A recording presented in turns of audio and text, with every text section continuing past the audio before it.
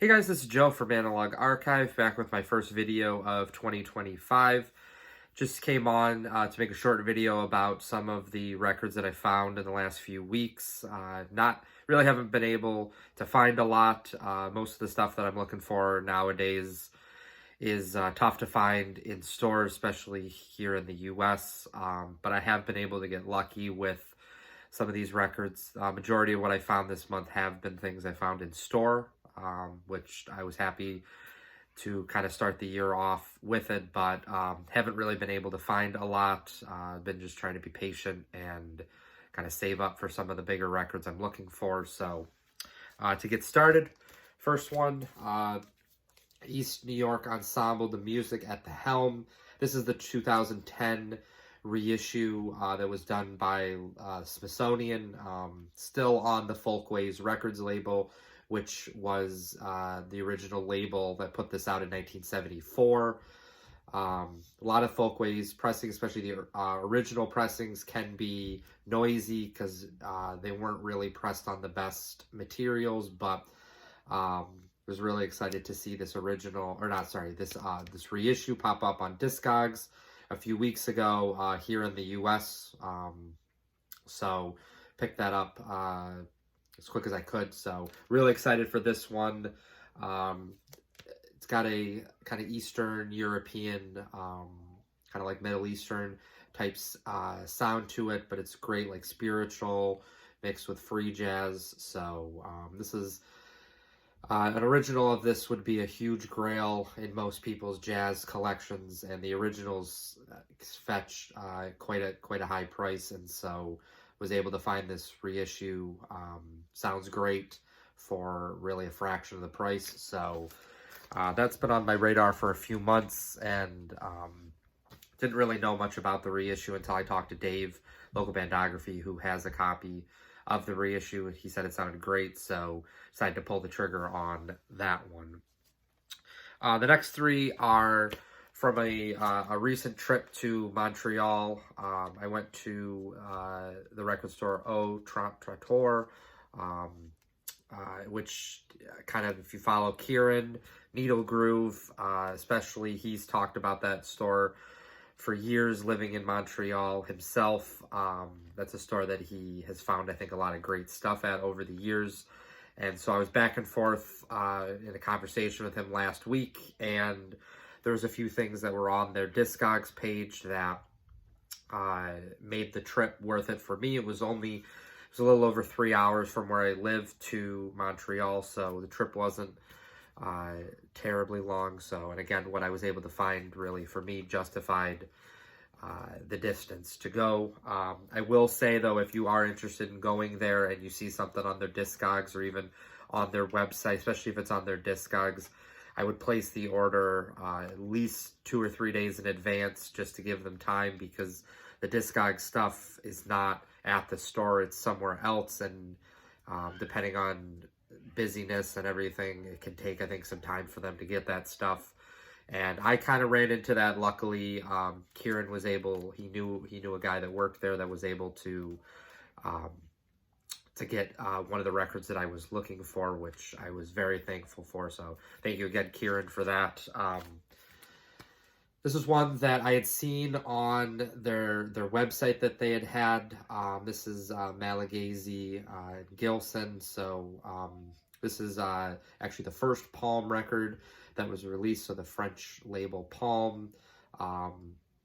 Jef Gilson in the late 60s went to Madagascar and recorded with some of the local musicians. So he found some local players and put together 3 records that all came out on Palm in the 70s. And this one, let's see if it, I don't know if there's a, so the recordings date from 69 to 71, and then this came out, I believe, 72. So this is the 2021 Souffle Continue reissue. They're an amazing label out of France. If you watched 2 or 3 videos ago of mine, when I talked about the Bayard Lancaster box set, they had put that out as well, and continue to find great stuff on that label. They're really doing amazing work with getting these very expensive Palm records, kind of reissues. They sound incredible, and again, similar to the East Helm record, fraction of the price for these. Usually they're $25, maybe $30. So they had a bunch of them on their website. This was the one that really intrigued me, so I decided to pick this up. Excited for this. That was a nice find. And then the other two came from their website, and their website also has records that are on Discogs. So that was kind of something that I had noticed as well. But so this one is what is it? 1945/1975 anthology Jef Gilson. There are 4 records that actually have this exact same cover to it. So the writing is the same. The players at the bottom are the same. The only difference is the sticker that's in the top right corner. This is the second of the 4. So when I'd actually seen it on their website, and actually when I got there, I was under the impression that it was the first record, which was called The Beginning of Jef Gilson, so Palm 18.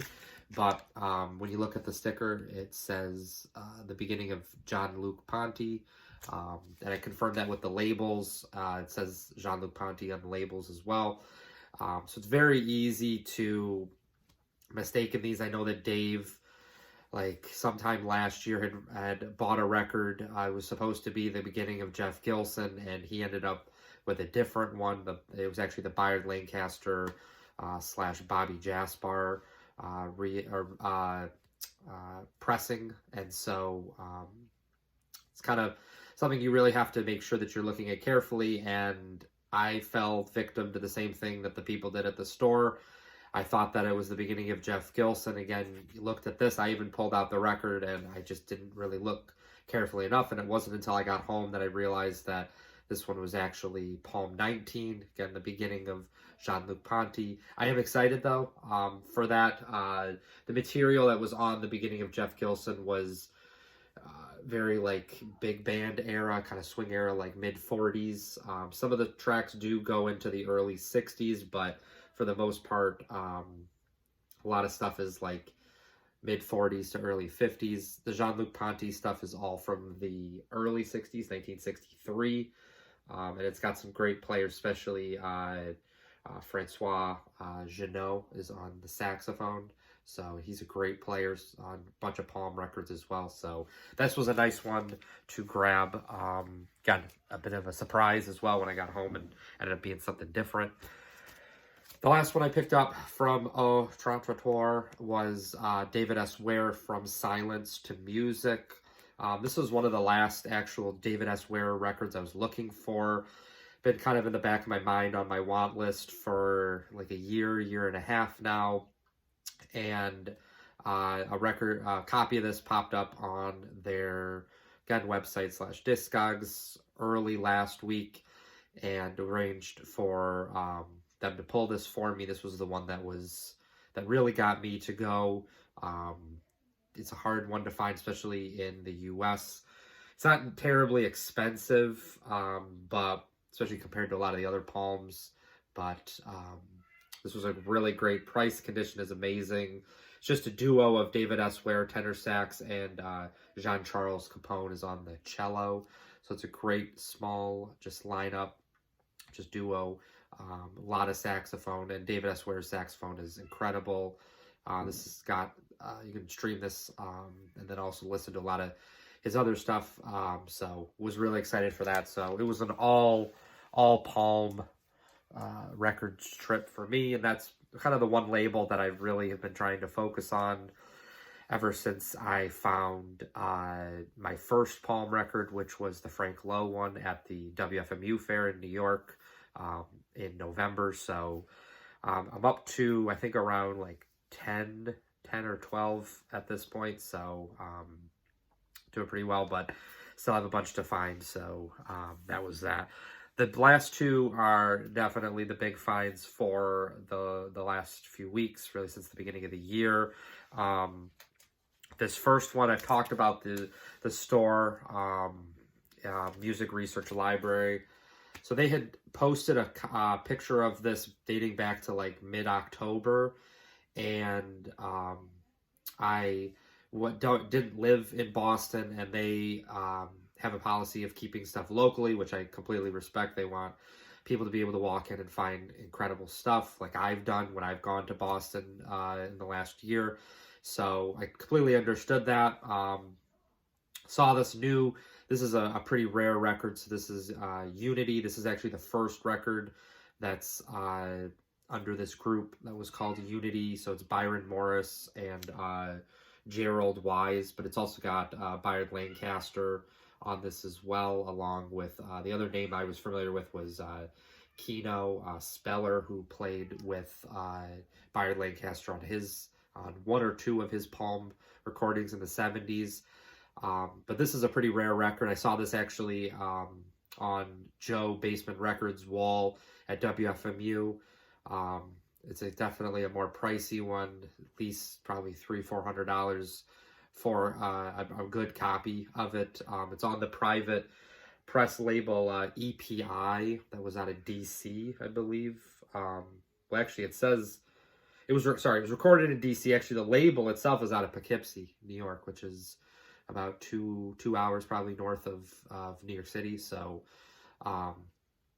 but anyway, so I didn't expect for the copy to really last long at the shop, so I kind of put it in the back of my mind. I have a friend that lives in Boston. He was out of town at the time, so just kind of forgot about it for a while. And then over Christmas break, I started thinking kind of about it and just sent Music Research Library a message on Instagram, and they had said that they still had this, which I was very surprised. Wasn't sure if it was a price thing or if it was a condition thing. Both of them matched up with what was fair. It was a really, really nice copy of it as well. So had my friend pick it up for me, and then was able to get it a few weeks ago from him. So very excited for this one. Haven't had a chance to listen to it, but again, this is a huge find. So very excited. Probably going to be tough one to beat for one of the top finds for the year.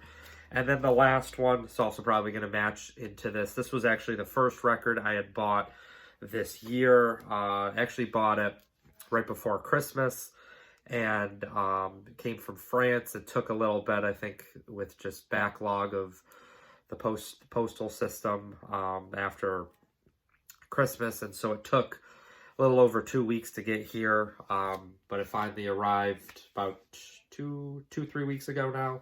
And this is Philippe Mattei, Jef Gilson. It's called Workshop. So it's Philippe Mattei is the leader, saxophonist. He's on a handful of Palm records as well. This is Palm number 7. This was recorded 1972 and came out, I believe, probably later, 72, maybe early 73, but this was a huge one. I sold a bunch of stuff right before Christmas to finance it, but really, really nice copy of this. And it's one of those things where collecting Palm, it would be great if you lived in France, because anytime you look on Discogs, you see like 75-80% of the copies are all in France. So the stuff really hasn't moved from France, where it was recorded and put out. So it's going to be a challenge to continue to find more Palms this year, but this was a huge one. Great free jazz. Not really familiar. The only other player on the album I was familiar with was Didier Levalle, is on acoustic bass, who I believe played with Frank Lowe and Butch Morris in like the later 70s, but it was when they actually went to France. So just great record. Very excited for that one. Definitely probably the biggest find for the month.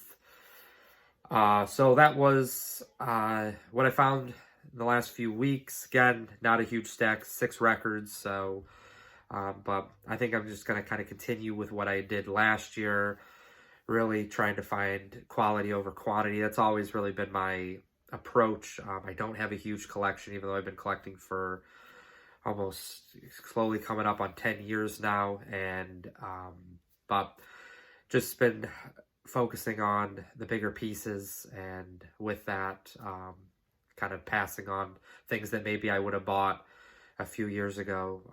So, yep, those were the finds for last few weeks. If you enjoyed this video, please think about liking and subscribing, and I'll see you in the next vinyl video. Bye.